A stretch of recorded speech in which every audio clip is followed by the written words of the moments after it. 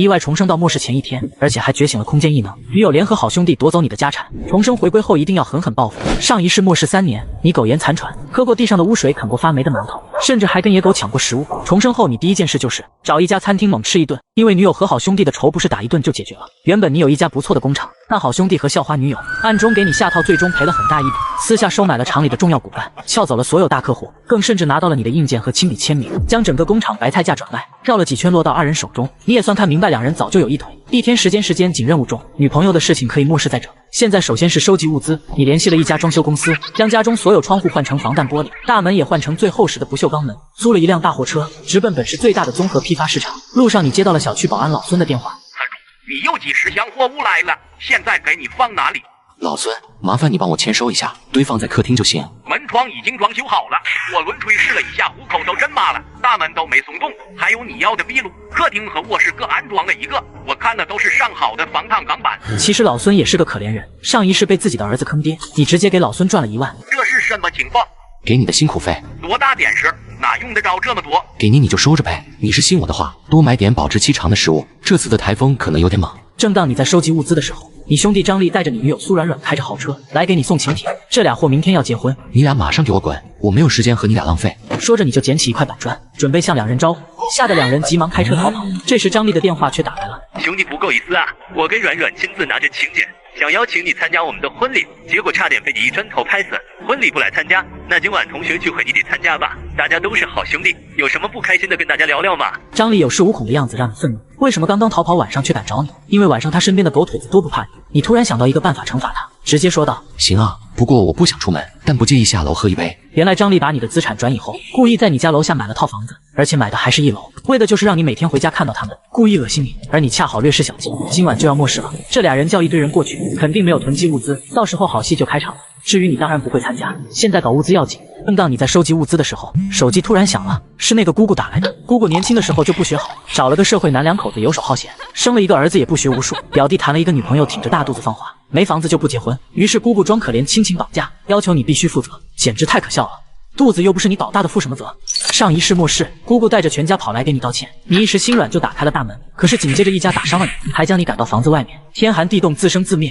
你不禁冷笑一声，直接挂断了电话。你一直忙到晚上12点，台风空调末世来了，你直接开启了零元购，进入各大超市以后，直接打开空间异能，将各大超市的物品装入其中。当你回到小区门口时，洪水来袭，水位已经30-40公分高了。由于水位暴增，1楼已经不能住人了。张力带着那几个同学就在2楼楼道堵你回去正好碰到他们。我跟你打电话，你为什么不接？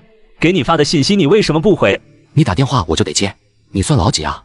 要不是你，我怎么可能回来？现在房子被水淹了，车子也被泡了。张力越想越气，房子淹了没什么，大不了重新买家具电器，但刚提1天的跑车，装逼还没装够就被洪水泡了。你的哪样东西不是用我的钱买的？花的都是我的钱，我都不心疼，你心疼的啥？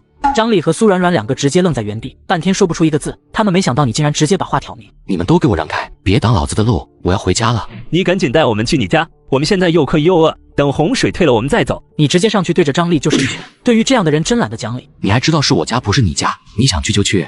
所有人都吓了一跳，没想到你上来就是一拳。苏软软嫌弃的看了一眼张力，你太过分了，有什么事不能好好说，非要动手？你算哪根葱，竟然觉得有资格来说我？这里谁不知道你是个什么样的货色？我要是你都没脸出门见人。苏软软脸色一变，气得说不出话。张力气得破口大骂，要直接和你开干。这是你自找的，都给我上！张力身边的小弟陈强等人反应过来，纷纷朝你围上去。你直接拿出一把短刀，对着几个人说道：谁不怕死，可以过来试试。几个人也是狐假虎威，平时跟着张力吆五喝六惯了，但是真到关键时刻还真是怂了。不是想动手吗？来啊，我也很想知道这把刀威力如何。我刚才就是开个玩笑，你走，我们绝对不拦着。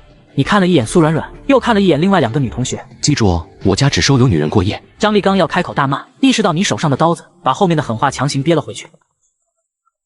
你走后，几个人开始放狠话。他算什么东西？下次碰上一定叫他好看，到时候打得他学狗叫，摘个鸡毛。一群男人口嗨了半天，发泄完心中的气愤，但实际问题仍然没有得到解决。咱们现在怎么办？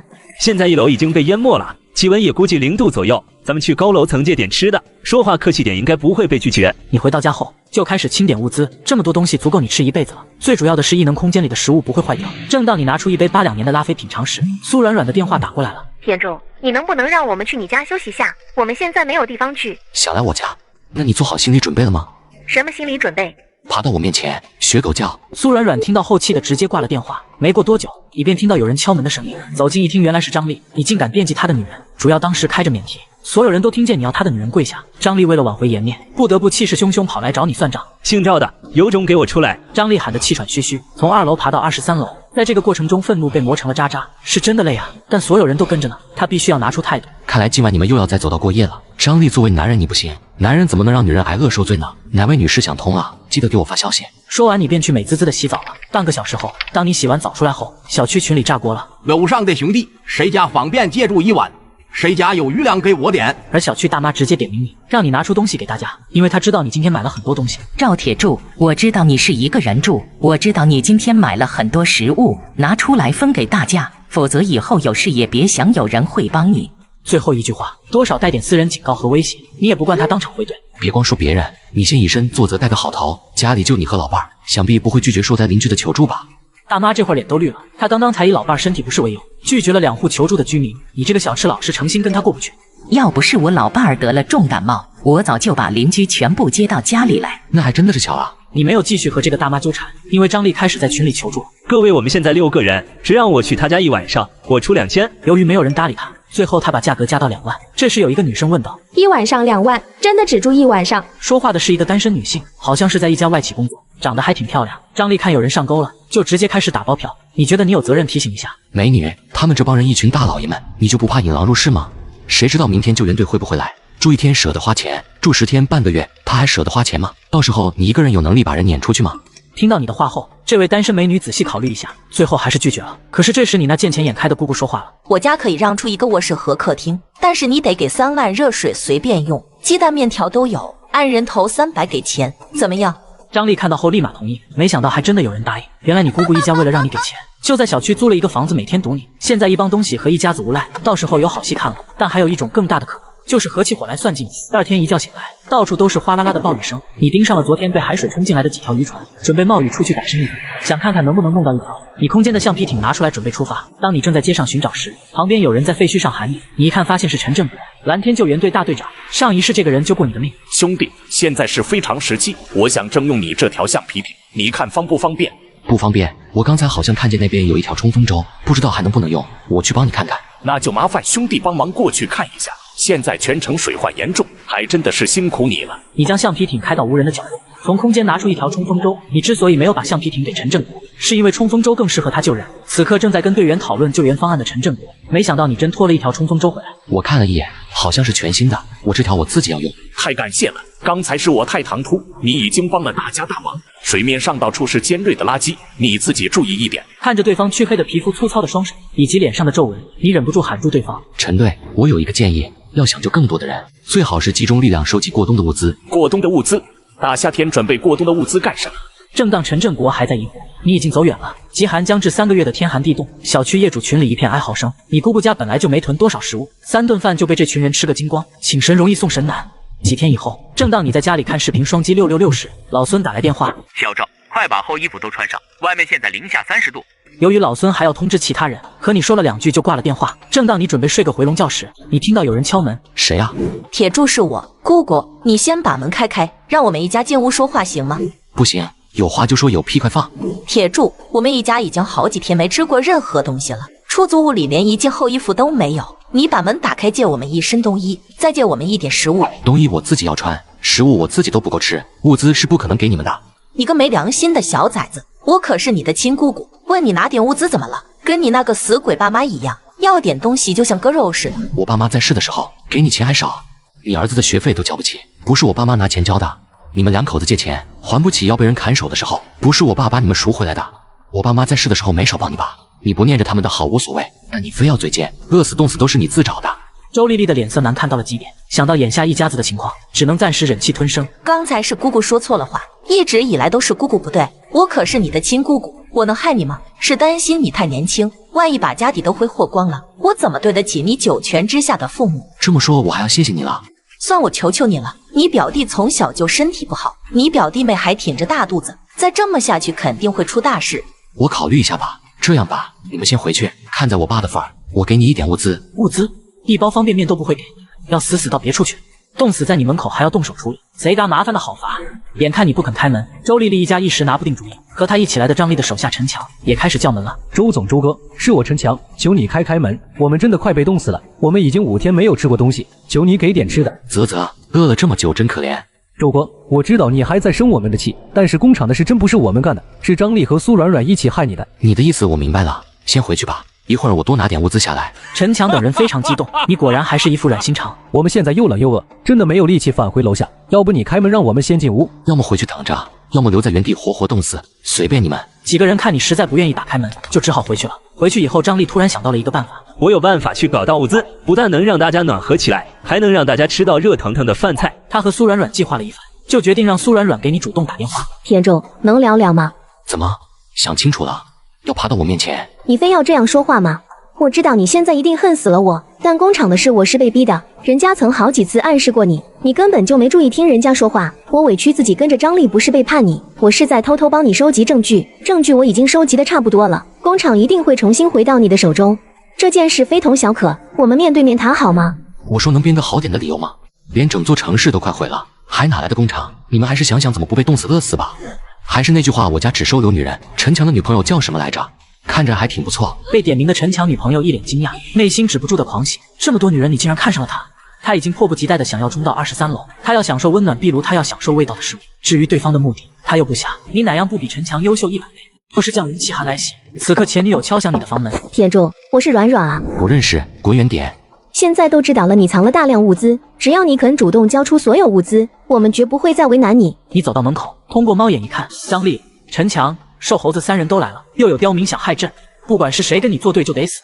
限你1分钟之内开门，把物资统统交出来，否则我们可要砸门了。就在那帮人威胁的时候，你从空间找出一把水枪，往里面灌满了水，通过猫眼抠动扳机。现在外面零下30-40度，可以想象水枪有多厉害。你等着吧，老子一定会打断你的4肢，把你丢到外面活活冻死。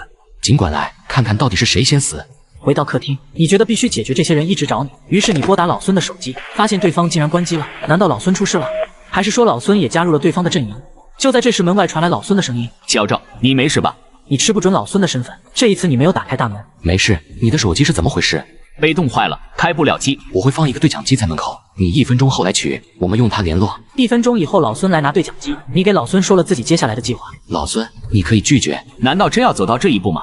好吧，就按你说的办。物资方面绝对让你满意。你又拿出满满一大包，直接开门给了老孙。有食物才更有说服力，赶紧去做吧。你觉得迟早会出大乱子？这包里随便一件物资都够收买人心。接下来你要组建自己的团队。你只管找人，有点小心思都不要紧，心术不正的坚决不能要。这些货色不值得我浪费1粒粮食。成了，我这就去联系。回去之后，张丽这边乱成一锅粥了。由于苏软软没有办法叫开你的门，陈强女朋友开始有意见了，只因为当初你说她长得好看。她要能行，咱们早围在壁炉前吃肉了。不知道你们怎么想的？张丽觉得很可笑。你为了挑拨，随口说了一句，这个女人就真以为被看上了？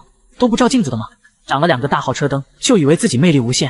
看看苏软软的长相和身材，也该知道你的眼光有多挑剔。此刻，一个刀疤脸的人走了进来，抬手给张丽一个响亮的耳光。老子给你们提供物资，可不是为了跟一帮废物合作。这么多人都攻不破一道大门，要你们有何用？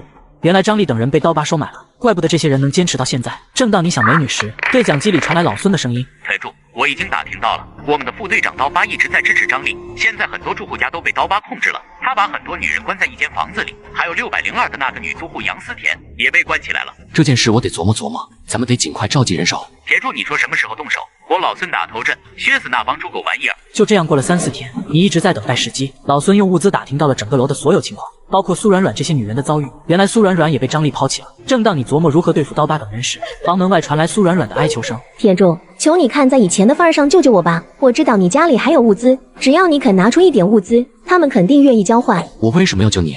只要你肯救我，让我住进你的屋子，我愿意当你的女仆。我不收垃圾。刀疤、张丽等人见你死活不开门，只好带着苏软软先回避。随着刀疤等人在小区横行，很多人都开始无法忍受。这时你的对讲机响了。成了，之前这些人还不同意，不是舍不得房子，就是担心这个担心那个。现在意识到自己和家人的处境，都同意听你的安排，只是他没有一个条件，希望你能提供物资。当然，前提是听话。你已经受够了这些人的打扰，等这帮人收集到了更丰富的物资，情况只会对你更不利。你需要养一帮自己的势力进行对抗。你2人商讨了半小时，最终决定今晚行动。此刻你接到一个电话，在对方滔滔不绝的讲述中，你弄清楚了对方的身份：齐柔，20岁，富二代，他唯一的兴趣就是看小说。为了看小说，他有5台手机10个充电宝。根据自己10年资深老书虫的眼光，他相信你就是妥妥的大男主。这大腿他抱定了。大佬，我家就在关小姐姐的隔壁，他们说只要你愿意拿出物资救他们，他们愿意为你做牛做马。那个602的杨思田他说，只要给他一个缓过来的机会，他就是第一个帮你对付你的仇人。他们现在怎么样？好像是他们被脱下了冬衣外套，现在就在房间里。大佬，跪求你家客厅的一张沙发，我家已经没有木柴取暖，而且那帮坏人肯定不会放过我家，迟早他们要过来的。不行，想进我屋是不可能的，但可以为你安排其他住处，只要你老实听话，物资少不了你的。大佬，我保证话少活好不惹事。那2个小姐姐怎么办？你转告他们，我不会拿物资赎他们，活命的机会是自己挣来的。凌晨2点，通常是人们睡得最熟的时候，你直接出门到7楼老孙家，这时已经有好几个人等你了。废话我就不多说了，现在什么情况你们自己深有体会，愿意听话，物资管够，一会儿我就让你们动手。各位，这还有什么好犹豫的？不为自己考虑，难道不为老婆孩子考虑？还是刚才那句话，不愿意听话的吃了这顿就滚，但如果决定合作，就要听从安排。半个小时后，你们摸到刀疤睡觉房间的门口，几个人闯了进去，准备解决刀疤。可是刀疤今天没有在房间里，只有几个小弟。这时，旁边房间的杨思田听到声音，带着一个小太妹跑出来加入战斗。解决战斗以后，你对杨思田说道：“先去15楼，一会儿等老孙安排。”随着你们的开始反抗，越来越多人加入你们，整的刀疤等人都躲了起来。你直接在楼道大喊：“滚出这栋大楼！天亮之后还敢留在这里，一个不留！”大获全胜的居民非常亢奋，他们终于可以不被这帮人欺压了。刀疤等人也连夜跑到隔壁楼去。随着人越来越多，你现在必须出门找物资了，因为这些人跟你就是能有事的。你从空间里取出末世战车，别问这是从哪来的，问就是系统自带的。你开着车在城市寻找，3个小时以后，你发现了一处仓库，进入里面发现满满的物资，于是你开始了疯狂的收集。到了小区门口以后，你从空间里把物资取出来堆在门口，毕竟当着别人的面从空间取物资，着实不太符合你的智商行为。你打开对讲机对老孙说道：“老孙，把门打开，叫人下来搬物资。”所有人热血沸腾，这一刻他们期盼已久。你没有管他们，直接回去了。可到了房间门口，却发现杨思田和小太妹在等。这次谢谢你救了我们，以后你说什么都听你的。这是龙小圆，我们2个一起逃出来的。这次带回来不少女人穿的衣服，你俩也去分一分。既然你决定要听我的话，就不能穿得太薄。杨思田、小太妹刚离开，就有一个人过来了。大佬，请收下我的膝带。你是齐柔？大佬，是我，我已经等你1天了。你为什么等我？你知道我要做什么吗？你做什么都行，莫是我只想跟着大佬。你从齐柔诚恳的眼神中看出来了，他已经被你彻底折服，于是你就带他进屋。3分钟以后，齐柔从你的房间出来，并且还带着1兜吃的，兴高采烈的离开了，因为你不允许人在你这里闲待着。此刻对面19栋16楼，一个小团伙正在看你们楼的情况。对面21栋的人真的在吃肉，他们不但人人有肉吃，还是每人2大碗，太疯狂了。刀疤不是说他已经把食物都抢光了吗？刀疤平时牛哄哄，昨晚上被人打成了狗，现在跟丧家之犬似的，跑到10栋求飞哥收留。肯定是铁柱今天从外面带回来，我今天看见他带回了很多物资。你们谁认识赵铁柱？赵铁柱不认识，但老孙大家都熟，要不从老孙下手。明早你去找老孙，让他转告赵铁柱，就说樱花帮计划着要对付他，只要他肯供应我们肉食类的物资，我们19栋就不掺和这事儿。万一他不答应呢？他算老几还敢不答应？他要是不肯答应，咱们就提刀找上门去，以为有道铁门就拦得住我们？老大突然意识到旁边还站着一个女人，你怎么还没走？刚才没有让你尽兴。随即想到了什么，拿起1包方便面给了女人。女人不吭声，匆匆离开。女人从房间出来以后，张丽早已在门口等候多时。傻站着干什么？物资拿到了吗？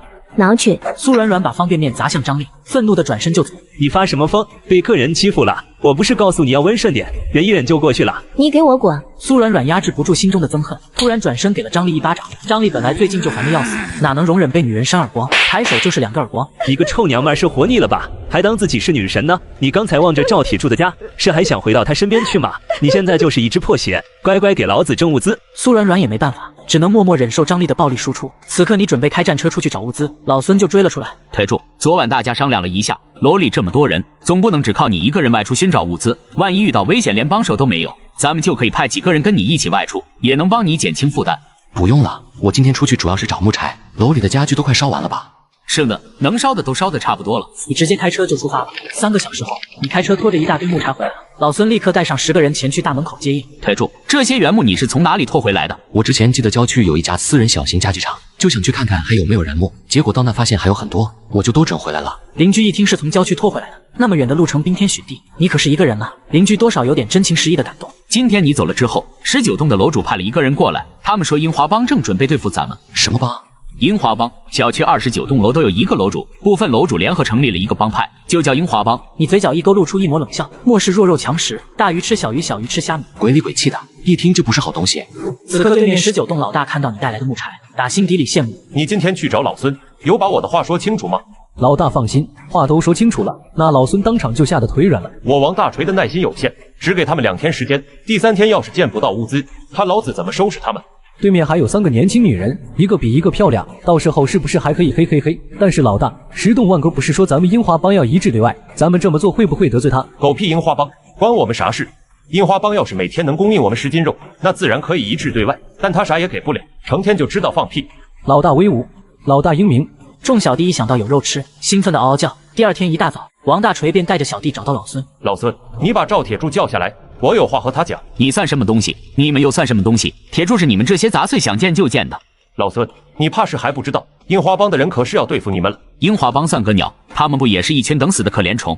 少拿樱花帮来威胁我们，有种就真刀真枪干一场。既然你们不听劝，就等着来自樱花帮的报复吧。此刻你正在房间享受美食，当然旁边还站着一个女人，那就是对你顶礼膜拜的齐柔。今天怎么来这么早？大佬，我只是想多看你2眼，我的心已经被你的颜值融化了。有事说事，没事滚蛋。上次我在你的房间才待3分钟，这次可以待久一点吗？你瞬间亚麻呆住了，这小妮子是在质疑你的能力啊！正在这时，小区的广播响了。我是第10栋楼的楼主万宝杰，现在樱花帮已经正式成立，万某临危受命胜任帮主之位。21栋的赵铁柱，你听好了，你必须把所有物资拿出来跟大家分享，而且还要把你的车子上交，由帮派合理利用。现在我们就派1队人前去接收物资，你尽快准备。下面有请邻居代表发言。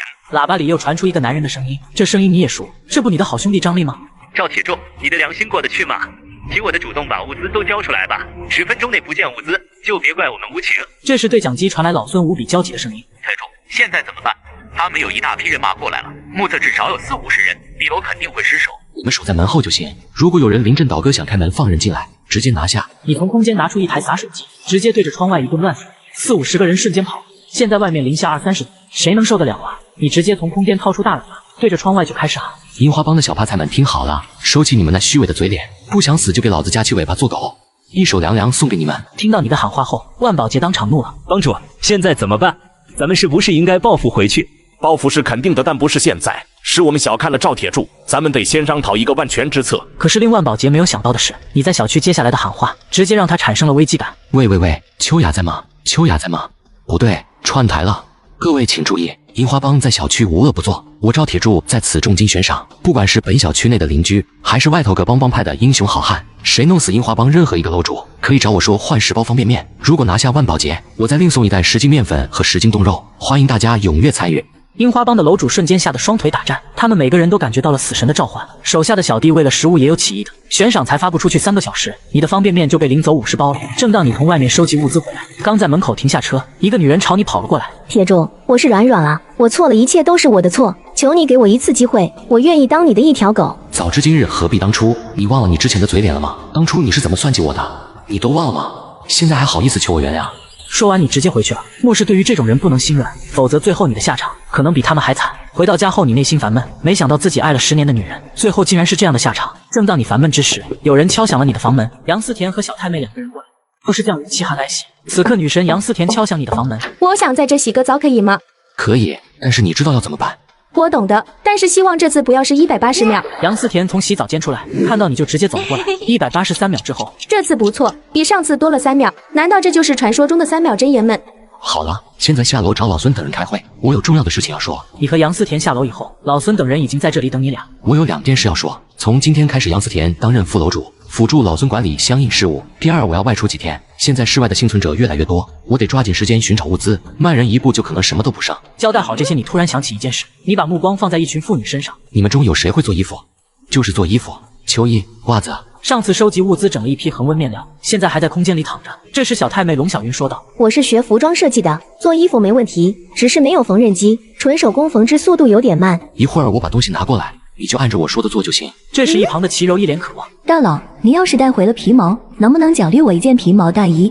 给我一个理由。我青春无敌，美貌如花，乖巧听话，什么都可以啊。下次再敢口无遮拦，我就罚你去楼下劈柴。别呀，大佬，我错了。齐柔瞬间蔫了，老老实实的不敢说话。交代完所有人，你全副武装出发。当你进入到一家商店时，发现一个女生在那里，但是她却被双手捆住。求求你救救我，帮我解开绳子，我不想死在这儿。女人哭声颤抖，逐渐变得撕心裂肺，听上去倒有几分真切。救你可以，但我不派救。你有什么物资作为报酬？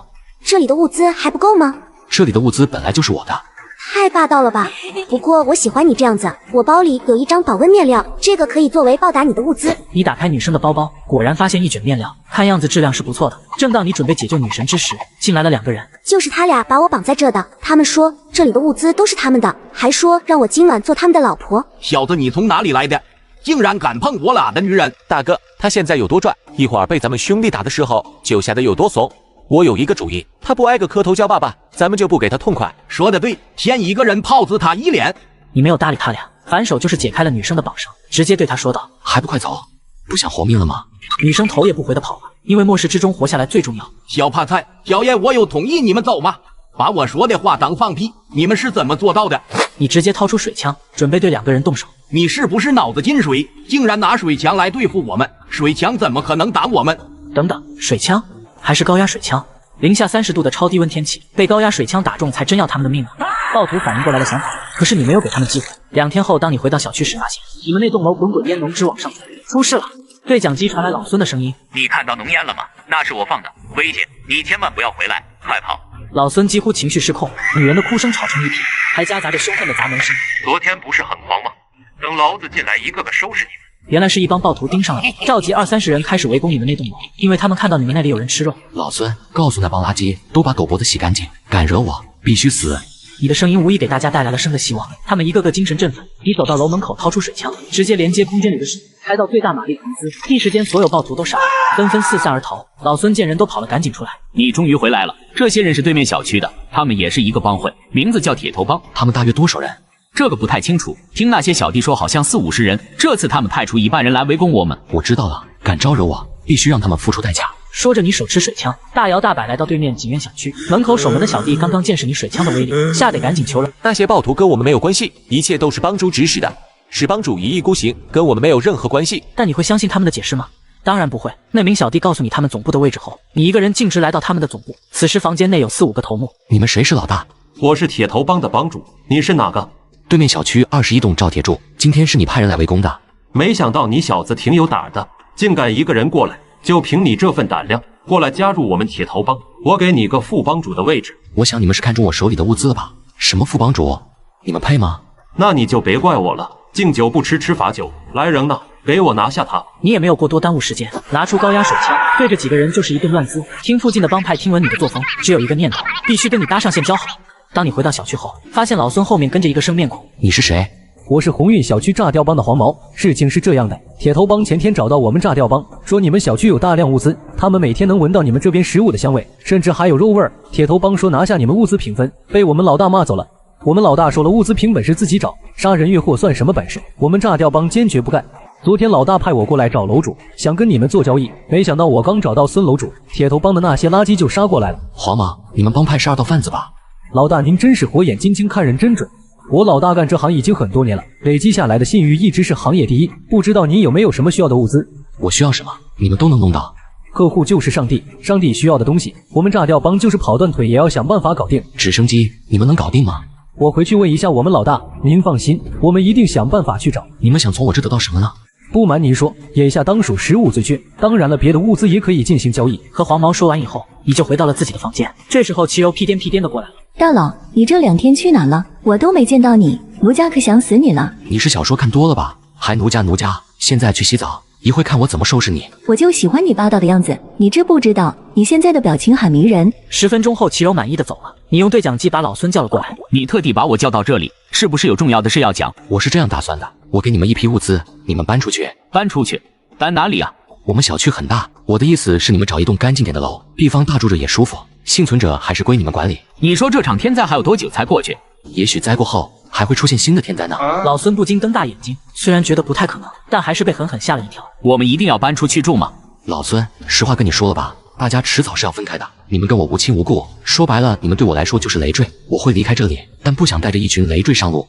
确实，你已经帮助了大家太多，但我们实在没有能力回报你什么。老孙，我不是你，你想所有人都过得好，他们只有跟着你才可能有未来。这次外出我在外面藏了不少物资，今晚我就去弄回来，省着点，足够你们坚持1个月。谢谢你。当天晚上，你给大家分发了物资，每人2条棉被、一身冬衣、1双棉鞋、肉、方便面、面粉分别给了一堆，白菜更是给了几百斤。上一秒邻居还惶惶不安，现在只觉得未来充满了希望。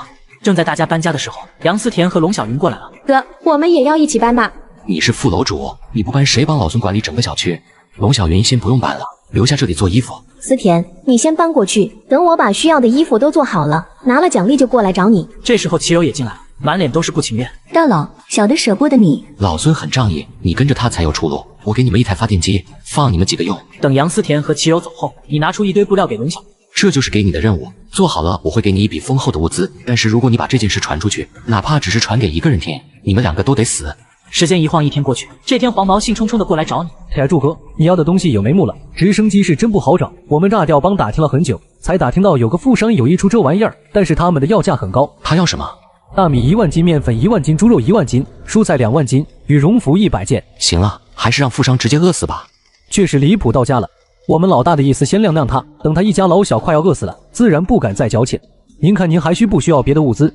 全城最大的图书馆应该没有人去，你们把书弄来，有多少我要多少。30斤1包方便面怎么样？物资匮乏的天灾之下，30斤1包方便面，那还等什么？黄毛满口答应，拍了几句马屁就赶紧跑。3天后，黄毛就带着大部队来了。铁柱哥，这里的书一共有2415斤，算2400斤，您付80包方便面就成。您这儿有称吗？当着您的面重新称一次。不用称，把书放在楼梯间就行。我手上没有80包方便面，缺少的部分用其他物资抵行不行？当然可以，只要是物资都有它的价值，只不过食物的价值最高，您看着给就行。最后你拿出20包方便面、10把面条、15颗烂白菜，然后就是几10个硬馒头。铁柱哥，那名富商被晾了几天，他这2天坚持不住，终于松口了。我们老大让我问您，什么时候方便过去？明天吧。明天早上我去找你们。极寒即将结束，之后就是极热地震。你打算在极热结束、地震爆发之前出城。第2天早上，你开着战车，美滋滋的出发了。看到你开着战车过来，黄毛不禁吞咽口水。铁柱哥，您简直帅炸了！我也是运气好才弄到这一辆车。这就是我老大，炸掉帮帮主杨子明。老大，这位就是铁柱哥。铁柱兄弟你好，我叫杨子明，富商家在城郊的茂华山别墅群，我们现在准备过去。好的。你开车带着黄毛、杨子明出发了。1个小时后，你们来到了一栋别墅门口。杨子明的脸都黑了，原来是碰到他们的死对头徐老三。铁柱哥，那就是徐老三，末世之中害了不少人，这家伙很可能也是冲着直升机来的。他们人都恐怕生意不好谈。今天我对直升机势在必得，无论谁也阻挡不了。杨子明，听说你牵线帮人买直升机，可刘老板已经答应跟我交易了。穿着体面的富商笑容勉强，明摆着是被威胁了。我还不知道你徐老三的什么人，又拿你下作的那套来威胁人了吧？是又怎么样？刘老板都没意见，轮得到你来说屁话？知道我在这儿还敢进来，正好今天收拾你。杨子明根本不把徐老三当回事，他看着刘老板说道：“刘老板，开个价！我背后的买家说了，直升机他要定了。”刘老板急得满头冷汗，他是谁都不敢得罪。徐老三明显更混蛋，宁惹君子不惹小人。看见了吧，刘老板都懒得搭理你。你刚才说什么？你背后的买家说直升机他要定了。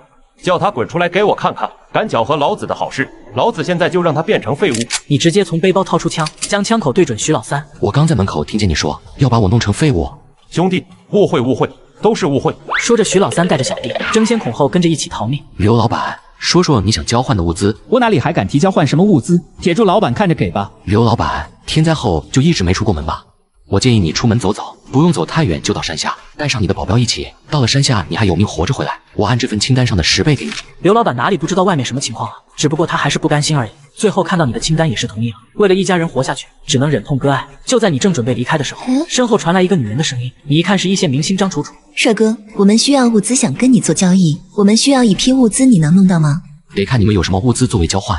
能不能跟我们去家里看？外面冻死人了。不能，就在这里说。张楚楚的助理很气愤，旁边可是国内一线女明星，千万宅男心中的女神，请她去家里竟然被拒绝了。你给我们楚楚姐弄一批食物，我们楚楚姐可以给你签名。你准备转身就走，晦气！张楚楚眼睛都瞪大，这个男人是傻瓜吗？他的亲笔签名照片一直都很抢手。我可是一线女明星张楚楚，一张签名照外面炒到好几万，多少粉丝抢都抢不到。大明星，我跟你做交易吧，我用1包方便面换你1夜，你可愿意？张楚楚吓了一跳，与助理急忙跑回了别墅。第2天一大早，龙小云便兴冲冲跑到你的房间。铁柱哥，学坏了，天灾就要过去了，你快出来看啊！衣服做完了吗？信不信我扣你报酬？已经全部做好了。铁柱哥，你什么时候验收？你会吧？拿1件衣服给你当做报酬，边角料你自己看着处理吧。缝纫机也给你。龙小云脸上写满震惊，能得到皮毛衣他都不敢想。铁柱哥，我可不可以不离开这栋楼？我想和你在一起。你确定？和我在一起可以，但是不能住在这栋楼。不过你想我的时候可以过来。你看着龙小云那张娇羞的脸，自己直接将其抱起来。看到这里，各位老板不应该来播666吗？盲猜下一集开头是什么？或是突然降临，邻居姐妹花敲响你的房门。你俩先去洗吧，我先休息一会。你俩好了叫我。10分钟以后，2个人出来了。齐柔看到你精神不振的样子，铁柱哥，你今天行不行啊？我们两个怎么觉得有压力啊？果然，3分钟以后，2个人悻悻地离开你的房间。5天以后，老孙过来找你。台柱，我怎么看情况不太对啊？这天怎么往50度上走了？我估计是经历了极寒天气，极热天气马上就来了。之前极寒3个月，你说接下来会不会极热3个月？不排除这个可能性。假设接下来极热降临，我们不但需要大量的水，还要囤大量的盐。台柱，我发现了一件很不好的事，有一帮人在咱们小区抢食物了。好的，我一会处理这件事。老孙走后，你直接打开你的喇叭，开始对小区的居民喊道：我是铁柱，我发现小区里掩藏着一帮暴徒，这帮暴徒不单想对我个人不利，还想朝整个小区的所有难民下手。现在谁把这帮暴徒揪出来，我就奖励他1吨水。不出5分钟的时间，这帮暴徒团灭被全部捉住。你也是很痛快的给了1吨水。没过多久，黄毛开了，你到楼下，黄毛给你弄了一辆摩托车。铁柱哥，怎么样？这可是最好的山地摩托，在复杂的路况都能跑得飞起，没有路也能闯出一条路来。还有没？不会就1辆吧？就算没有也得有，只要哥想要，我们一定办到。有好东西你只管弄来。你这次想换点什么？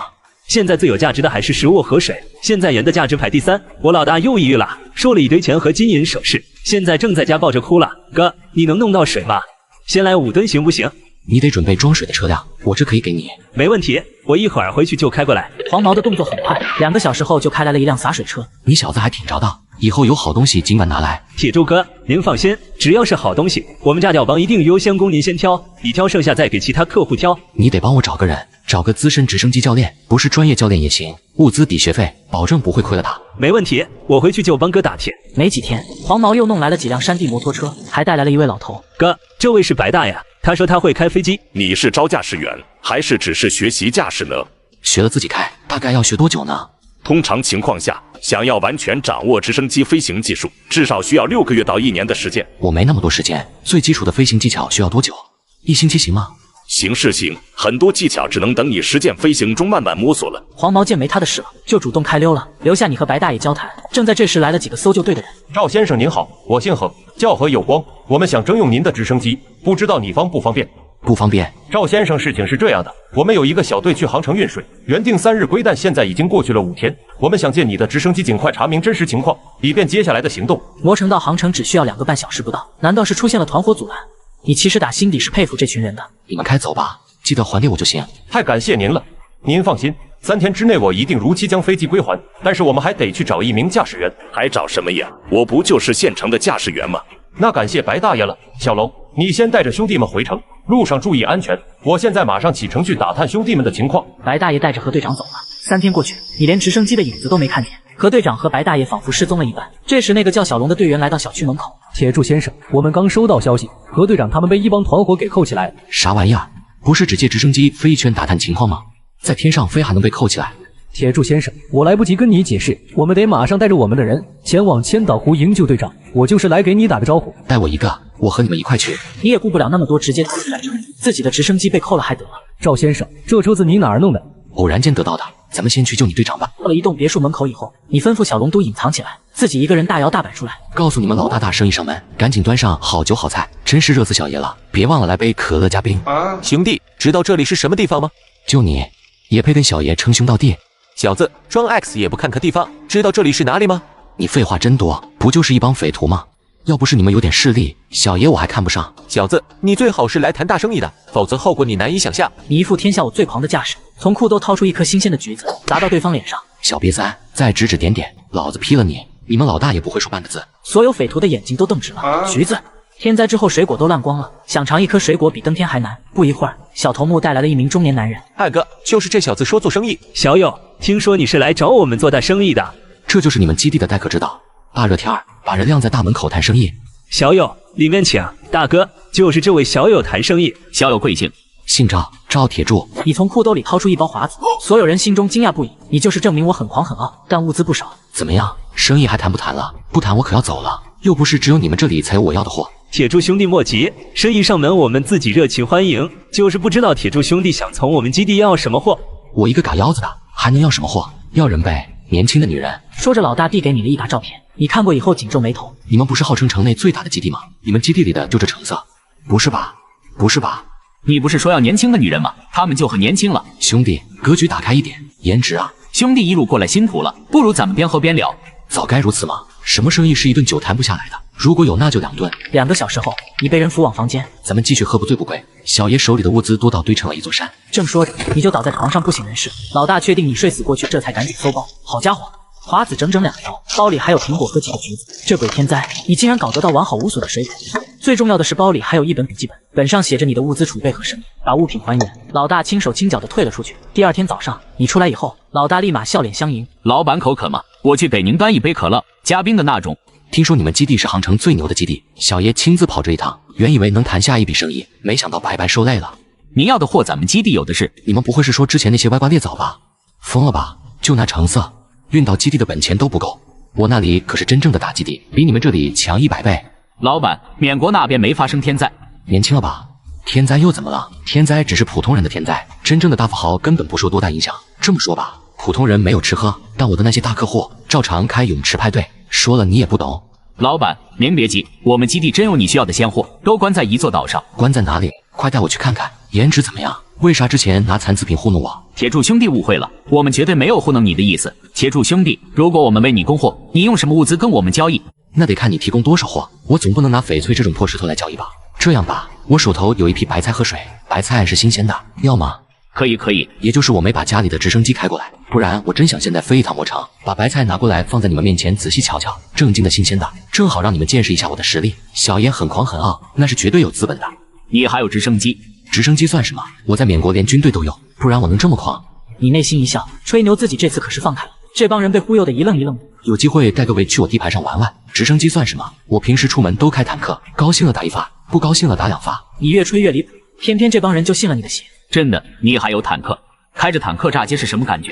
那还用说，坦克一出，10乡8里都得给小爷让路。你是没看见那些女人，有一个算一个哭着喊着要嫁给小爷。还有我的直升机，只要是能配置的装备都装上了，6根管的机枪一扫，成年大象都打成筛子。所有头目听得一愣一愣的，你觉得这牛吹的自己都快醒了。于是你就带着这些女人走了。走到半路以后，正在暗处的小龙出来了。铁柱先生，这批女人怎么办？让他们自己走吧，我们也算救了他们一次。这时其中一个女人走到你面前。你们的目的是不是想救关押在基地里的人？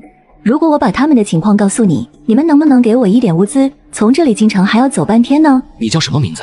秦思雨。打发了秦思雨以后，小龙直接开口问道：铁柱哥，接下来我们做什么？回落脚点猫着，2天后按时前去交易。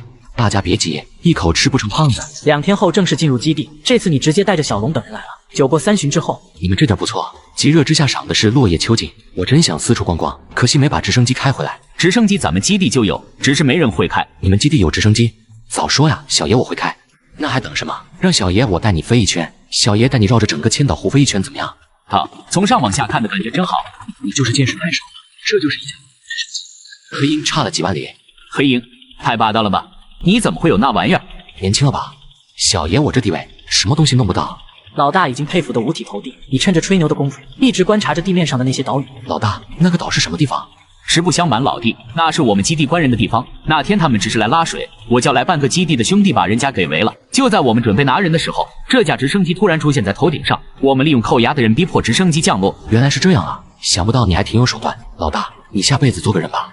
说完，你直接一脚把人踹出去，一套动作快如闪电，行如流水。踹完你就去那座岛救人了。白大爷一看喜出望外，我就说是谁把直升机开得歪歪扭扭的，一点技术含量都没有，原来是你啊！技术这玩意儿够用就行。何队长，这次该你们动手了。5个小时后，这帮人被何队长消灭了，当然里面的物资你也全部送给他们，毕竟人家做的事情让你或是突然降临。高冷女神来到你的房间，今天我没有来晚吧？不知道上次你怎么回事，180秒就完蛋了。就你话多，我还不知道吗？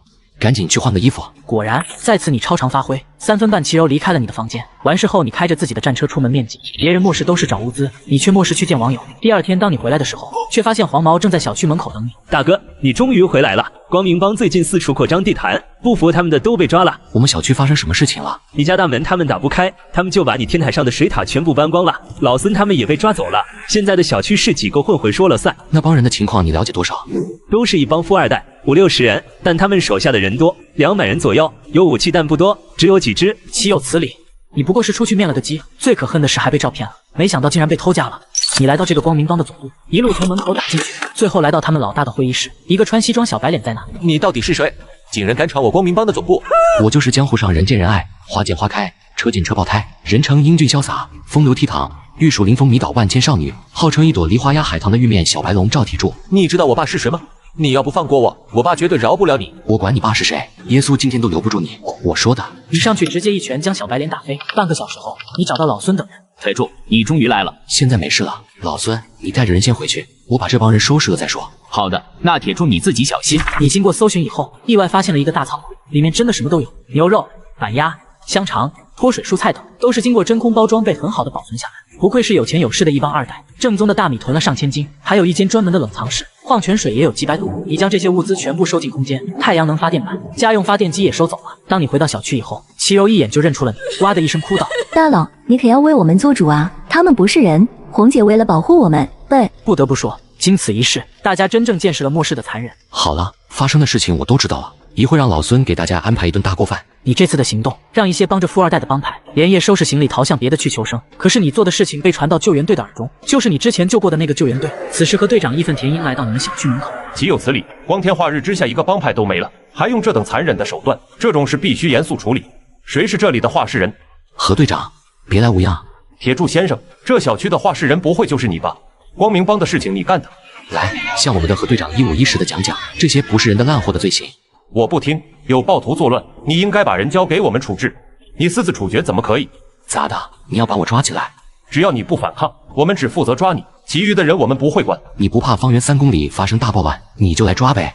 这时，简单走访群众的小龙回来了。小龙凑到营长身边说道：“队长，我们问过了，铁柱先生真的是出于自卫，咱们真把铁柱先生抓走了，这一带又要乱起来，到时候还不知道死多少人呢。”何队长左思右想，当众警告道：“赵铁柱，仅此一次，再有下一次，我必当场将你带走。”何队长走后，黄毛这个人精很快就带着大量的物资跑来报大佬：“哥，你太厉害了！你回来以后，附近打歪主意的那些垃圾都跑光了，这一带比任何时候都要安全，我们做生意都放心了不少。这都是哥足够威武霸气，我对哥的敬仰犹如滔滔江水连绵不绝，又如黄河泛滥一发不可收拾。”行了，别贫了。哥，知道您的水塔没了，我想了好多办法，搞来了几个，还有2个铝合金的，不怕暴晒，不怕生锈。冲这一点，你觉得黄毛还是很有心的。这次你想换点什么？水就不要提了，没了。看您说的，我自然知道您缺水，想换点方便面、面条、面粉什么的，您看行吗？最近找到的好东西只管往我这拉，要多少有多少，再收一段时间我也不收了。哥，放心吧，您就是我们的至尊客户，我们炸调帮竭诚为您服务。对了，哥，市中心的广场建立了交易市场，傍晚开市2个小时，全城的难民只要有需要都可以去那儿交易物资，您要是有空可以去那儿转转，指不定能找到一些合心意的物件。我昨天看见有人拿出一只青花瓷的花瓶，这玩意儿在天灾之前都是掖着藏着，也就当下这种环境，我这种人才能大饱眼福。你一听还真有几分兴趣，要不是黄毛讲这种事，你都不知道组织上建立了交易市场，空间里的物资多的是，10辈子都用不完，还不如趁机拿最差的物资换一些古董，将来往安全屋1摆，感觉还是很不错的。末日降临，极热来袭，此刻杨思甜来到你的房间。铁柱哥，你不是说带我去市场转转吗？咱们什么时候出发？你看到杨思甜那样子，想起来有一种爱叫深度。等咱们交流完以后出发。10分钟后，你带着杨思甜就出发了。你停在一个贩卖古董摊位前，上面摆放着几件古董字画，摊主是个满头白发的中年男人。这位兄弟，这幅荷塘翠鸟可是真迹，被我珍藏多年，10多年前我在香城花了4000万拍下来的，回来又经过不少行内人士的鉴定，都说是真迹无疑。怎么卖？100斤米价1斤盐，或者10吨水也行。你这价太夸张了吧？现在市场上的盐一克难求，1碗水同样难求。你要真心用它来交换物资，这价格至少得降到1%。1%？摊主一听，顿时觉得晴天霹雳。大爷，说句不中听的，现在钱都是废纸，再名贵的字画也就是废纸1张。你一下砍我99刀，是不是也太狠了点？做生意嘛，你做地起价，我就地还钱，扯皮很正常。1斤米加1两盐。不行不行，绝对不行！我当初花了4000多万，现在就值1斤米1两盐，找谁说理去？说实话，古董字画这种东西，全城恐怕也只有我肯收。你要是想好了，跟我打个电话，到时候我再来。又逛了一圈，整个市场就没有有用的东西打道回府。当晚老孙就找了过来，台柱，你今天来交易市场了，我怎么没看见你呢？看你忙不过来，就没打扰你。正当你和老孙谈话的时候，你的电话响了，原来是今天那个卖古董的打来的。他家里好像还有不少古董，估计是听说了你的实力，希望你把他的货全部拿走。现在末世也就你这种随身携带空间，同时拥有10辈子吃不完的物资的人，才有兴致收藏1、2。你直接给对方报了价，这就是我的心理价。你有2天的考虑时间，每多拖1天，粮食行情只会对你更不利，或者你也可以找其他顾客谈谈。第2天一大早，黄毛拖来了红木家具过来。哥，这些餐具绝对都是高档货，不是高档货我都不敢往您这儿拉。你就不能找点像样点的物资？哥，这一整套神圣咒马帝国的纯银餐具，你一定要留下。这是我老大从一个罗马老那儿弄来的收藏品，反正听说是什么皇室专用，很牛的样子。这套我收下。说吧，想换点什么？哥，这次我想换点盐行吗？叫你们帮派的人去器材代理公司逛逛，搞点新鲜点的物资给我，别成天家具、瓷砖、水泥，我又不当建筑商。好的，这都不是问题。哥，潜艇你要吗？我们老大让我问你有没有兴趣，有的话他帮您联系男人。潜艇？你足足愣了3秒，觉得自己脑子瓦特了，自己的思维被空间里的海量物资给腐蚀了。潜艇这种级别的逃生装备，怎么能不想尽办法弄一艘？让你老大去帮我摸摸底，合适的话潜艇我收了。不愧是哥，连潜艇都吃得下，我这就回去告诉老大，让他尽快跟那边联系。第2天一大早，你就和黄毛还有他的老大杨子明找到了那个潜艇的老板赵老头，可是你却发现赵老头的儿子赵二蛋在杂物室关了好几个女人。赵哥，你这儿子做法有点不妥呀。虽然你们现在可以自保，但是也不能限制别人啊。我做什么用你管？真是咸吃萝卜淡操心。既然你这么不识抬举，就别管我不客气了。说罢，你直接从空间掏出枪，对着赵二蛋。关在杂物室的难民放出来，少一个我就送走你俩。你别乱来，我儿子要是有事，我就跟你同归于尽。你直接给了黄毛一个颜色，黄毛也是很懂，直接上去就给了赵二蛋一巴掌。最后赵老头只能乖乖把人都放走。生意归生意，你们的潜艇我不会白白拿走，该给的物资一样不少。但是如果发现你们在做这种事情，那就别怪我不客气了。最后赵家父子只能乖乖答应。杨子明也对你高看了许多，没想到末世你是个有正气的大佬。末世降临即热来袭，当别人还在为一瓶水发愁时，你却用上百桶矿泉水加上超大冰块洗澡。没办法，谁让你拥有空间戒指？正当你准备来个狗刨式泳姿时，对讲机响起老孙的声音：台柱，呼叫铁柱，门口来了一帮人，是附近几个小区的，他们说想买你的洗澡水。现在水严重短缺，很多人一天连口水都喝不到。正当老孙给你汇报时，旁边就有人催促道：老孙，你赶紧帮我们说几句好话，再等下去游泳的水都蒸发干了。让他们排好队伍放水，一人送1桶。没过多久，你那洗澡水就被分完了。那些来晚的后悔不已。正当你准备找汽油探讨工作时，老孙带着白大爷过来了。铁柱，我是来告辞的。我有2个儿子，一个在宁城，一个在京都。宁城的小儿子希望我带着孩子去投靠他，他在救援队工作，各个方面比普通人强。饥寒刚结束的时候，我就想去找他，只是那时候手里没物资，幸亏遇到了你，现在物资也有了，我准备这2天就动身，特来告别。宁城救援队，我小儿子只是救援队一名普通队长，不值一提，不值一提。这样，你在家等我2天，我可要走一趟宁城。极热之后大地震就要来了，必须为你身边的人做好准备。白大爷走后，你就对老孙说道：接下来我们要搬去宁城。怎么突然决定搬去宁城？全城过得最滋润的就是你，想不通为什么突然决定搬家。我们都搬家去宁城，并且先不要进城，暂时就在城外找个地方住下。你回家跟他们商量一下。台柱，到底发生什么事了？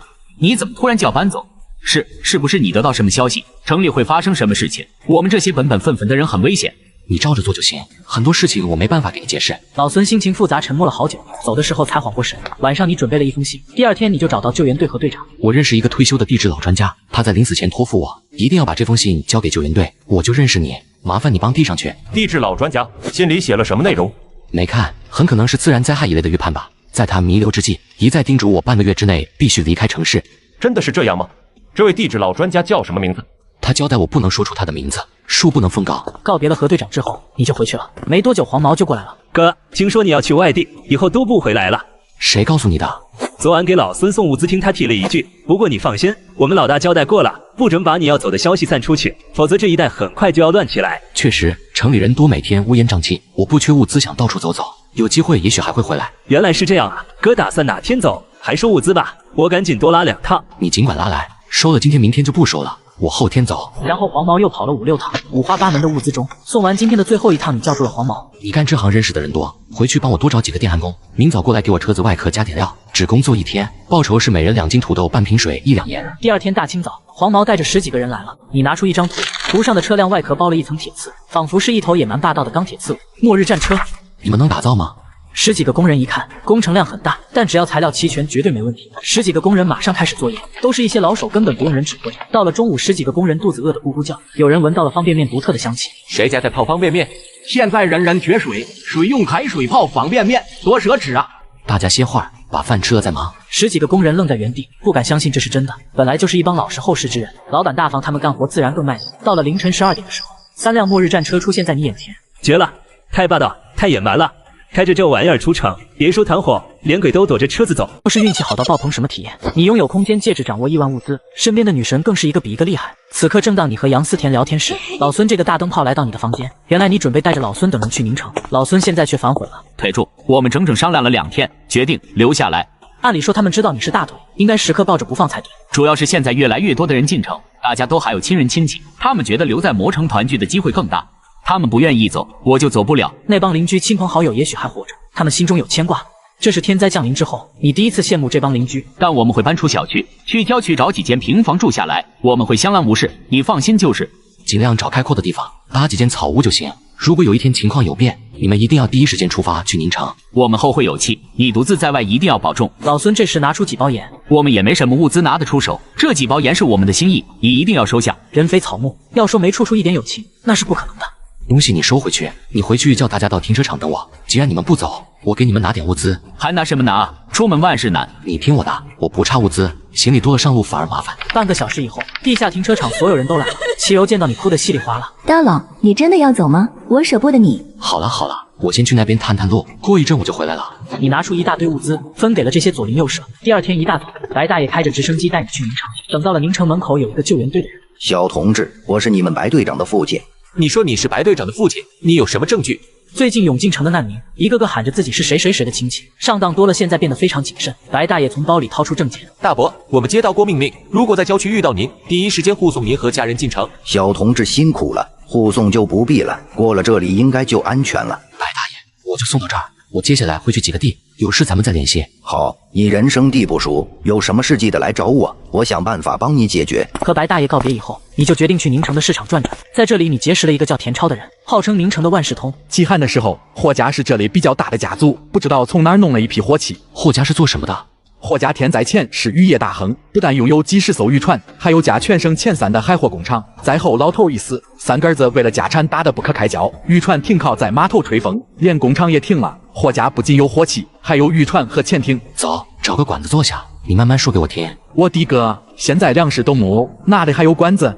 两人找了一个小巷子，由于极热，田超热得汗流浃背。你掏出一罐冰可乐递给他，你仔细给我讲讲霍家的情况。饥旱结束，3兄弟怕被清算，把火器都藏了起来。大家都说肯定是藏在海底，至于到底藏在哪里，恐怕只有他们3兄弟知道。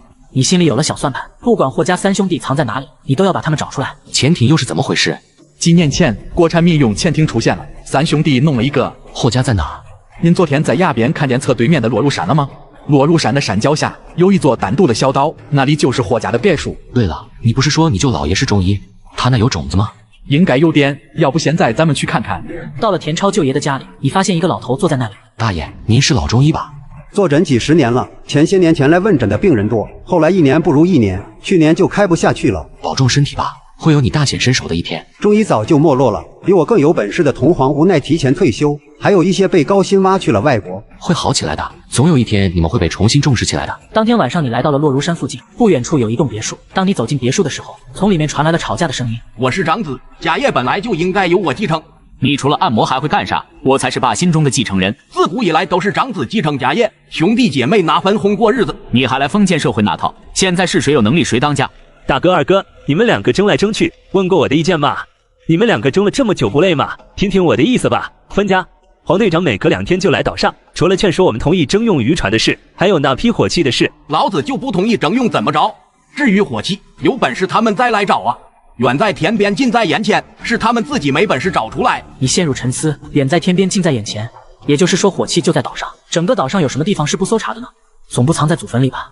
突然你茅塞顿开，叫爸爸，快点叫爸爸，要不然屁股给你打开花。爸爸，没错，眼前这个高冷美女最终还是听话了。末世降临，你拥有亿万物资，高冷在你面前真的一文不值。和杨思田简单的交流后，你突然想到，昨晚蹲墙角听到霍家三兄弟的对话。经过你分析，一大批火器很可能就在他们的祖坟里藏着。于是你开着末世战车来到三兄弟的祖坟，拿起工兵铲埋火火，花了半个小时，挖出了一个大箱子，打开一看，一大批崭新的火器整齐摆放着。子弹就有了100万发，以及几千发炮弹。你大手一挥，直接放入空间戒指之中。你还收走了那架大型直升机，就连每艘造价上千万的大型远洋渔船，现在也被你收了几艘。1个小时后，你直接来到了白大爷的家里。铁柱，这2天你去哪了？我就附近转了转，看了看周围的情况。你要是再不回来，我就要去外面找你了。怎么了？出什么事了吗？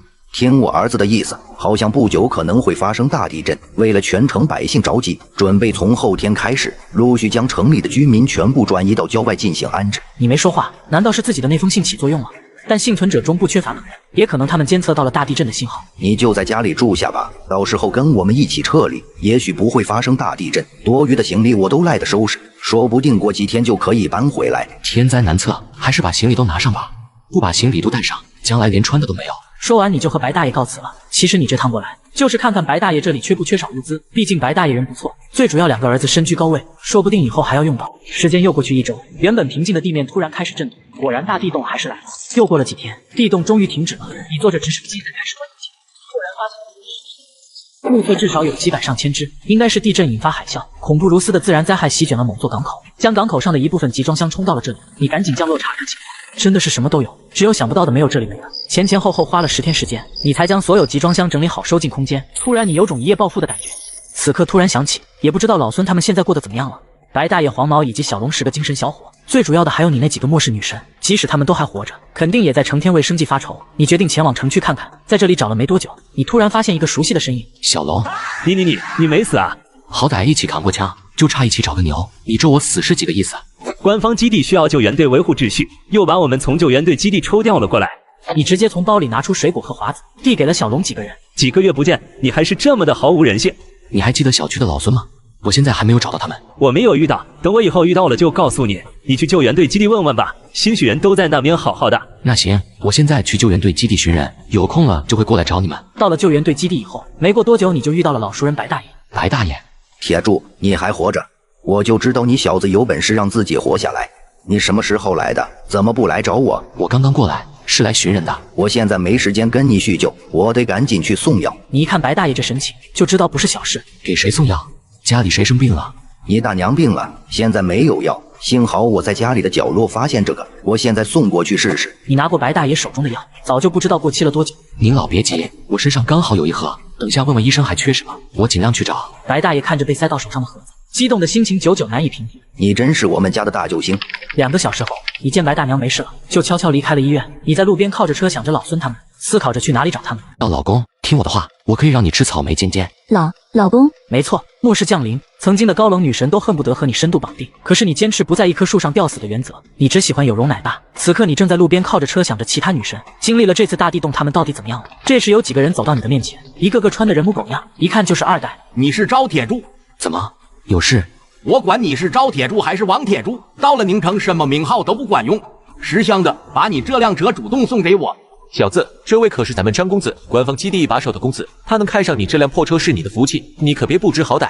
哎呦，张公子，久仰大名，喜欢我这车，拿去。早闻张公子大名，我一直想跟您认识一下。走，我带您去试试这辆车的性能。2个人上了你的车，感受着巨无霸的霸道力。你将车子开进树林，突然刹车。半个小时后，你一个人开车回来。至于那张公子和小弟，你当然是直接送走了。从来只有我抢人，敢抢我的都成了死人。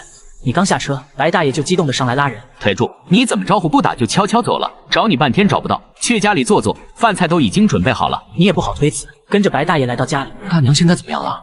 病情稳定了，儿媳妇在医院照顾着。差什么只管跟我说，我这物资多，没有的就想办法找人交易。腿柱，好孩子，你已经帮我们家太多了，欠你的恩情这辈子都还不完。您老太见外了，怎么说也算师徒一场，我这不是应该的吗？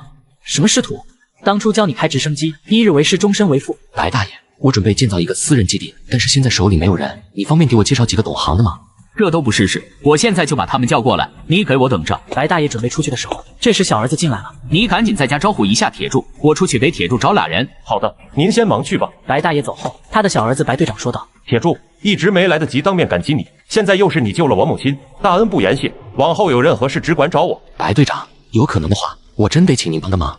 你只管说，只要能帮得上忙，我一定办到。救援队基地有军舰、潜艇吗？白队长一听，眼神越来越犀利，就知道你是想倒私人基地。我的意思是，基地有没有退役军舰，或者目前负担不起的潜艇？我用物资交易，且保证枪口不会指向自己的同胞。铁柱，先不说这些东西涉及到机密，就算可以交易，你知道需要多少物资吗？我们之前收缴了一架鹰将的黑鹰，武器都拆了当普通运输机使用，它不涉及机密，我们开价500斤粮食，你怎么说？这样，你们把武器还原，我付1000斤粮食。你认真的？哥，你都说了黑鹰不涉及机密，还有比我更好的买家吗？黑鹰没问题，但热火器肯定不行。您帮忙周旋1-2倍，到时候黑鹰给白大爷驾驶，他是您的父亲，总不可能向自己人开炮吧？最后和白队长谈妥，你用1500斤粮食拿下。这时白大爷带着俩人走了进来。铁柱，人我带来了，这位是老李，曾经被普为最年轻的舰长；这位是老姜，但凡是路上跑的都难不住他。二位，我那儿白大爷也没去过，具体怎么好，只等你们眼见为实。没问题的话，我们现在就出发。半个小时后，你驾驶直升机返回，带着几个人出发了，顺便你也带小龙过来了。3个小时后，几人来到你的基地，白大爷等人被震惊到了。天啊，山谷竟然有绿植，简直不可思议！我已经快3年没看见过一颗绿植，而这里的绿植不是一颗，绿油油的一片，怎么看都赏心悦目。铁柱哥，你果然是个狗大货！我跟你讲，你就是打死我也不走了。几个人又逛了半个小时，来到了你的施工现场，挖掘机、耕地机、切割机一应俱全。我的天，这肯定幻觉，疯了吧？怎么什么东西都有？这里地势特殊，是隐居不二选择。来的路上您各位也看见了，很多人已经在往这里跑，早一天立下规矩，大家都能过上好日子。白大爷点点头，若不是生存太难，谁愿意活得不仁不傻？仓库里就有一大批中药材的种子，可惜这个我是真不懂，一直不敢种，就怕浪费种子。在这里过了2天，白大爷4人已经待不住了，坚持表示尽快回宁城，他们想早点回去，带上家人一起来这里生活。老公，叫了给你一袋方便面。老公，我的好老公。你没有产生幻觉，曾经的高冷女总裁，此刻也得乖乖的站在你面前。末世降临后，拥有空间戒指的你掌握物资无数，但是让大家都过得好才是你的追求。此刻你带着白大爷等人来到你的基地，让他们见识了一下什么才是大佬。把集装箱改造一下，我培育一些秧苗装进去，一会运回给大家种植。集装箱的重量需要大型直升机起吊，而且非常消耗燃油。这都不是问题，我的2架直升机随时可用。就这样，白大爷和你一人1架直升机，直接带着2个集装箱回去。基地发现空中有2架兵直升机，立刻喊话警告。白大爷中气十足，霸气回复：我是白云飞的父亲，货箱中是珍贵的红薯秧苗，立刻通知相关负责人，尽快派人过来接手。所有工作人员都震惊到，红薯秧苗，这绝对是最珍贵物资。集装箱刚落地，全场欢呼，绿植，绿色充满了生机，代表着生命和希望。他们已经很久没看见过如此美好的颜色。前来围观的群众一个个湿了双眼，一位老人热泪盈眶，激动说道：老白，这么多珍贵的秧苗，你是从哪里弄来的？你们别管我哪弄来的，赶紧带回去种植，这样咱们才有希望。白队长收到消息赶过来，等他赶到的时候，只看见最后一批秧苗被运走。白队长将你带到一边。铁柱，我们已经开会讨论过，黑鹰没问题，但进度一直卡在火器上。1500斤粮食在外面，能成就成，不成就算我送给大家的。至于1万颗红薯秧苗，只是我的一点心意。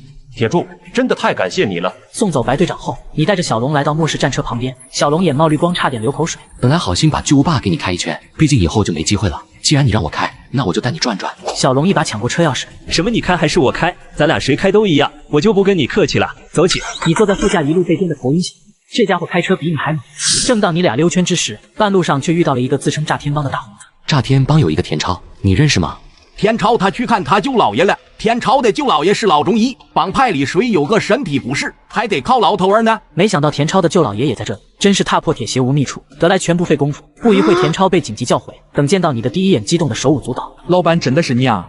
你还活住，简直太好了！终于找到你了。对了，我正在筹备基地建设，物资齐全，环境比这里好100倍，但很缺会种植草药的老中医。你帮我问问你舅老爷去不去？老板，我能去吗？